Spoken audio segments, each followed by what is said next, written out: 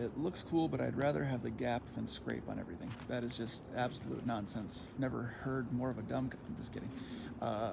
This is in reference to the C5 Corvette and the coilover setup that I installed. For whatever reason, Chevrolet designed these C5 Corvettes to have massive wheel gap in the front, but it's still a very low car. So even though there's a huge wheel gap, the front end sits really low. So if you lower it, there is a very high likelihood that you're going to scrape at least that air dam on the lower part of the front bumper.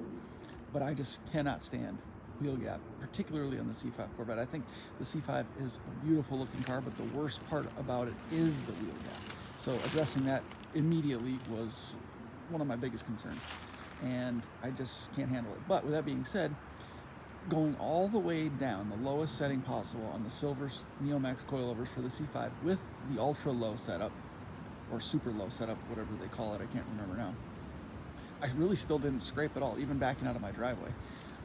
It might be because the air dam was completely worn out, or it just, you got to kind of drive with it in mind, knowing that the front end of that C5 is really low. But lowered, there's very few cars that look better than the C5, in my opinion. But I understand your point of view. It is kind of annoying when you scrape on everything, but the C5, just, it's got to be lowered. It is what it is.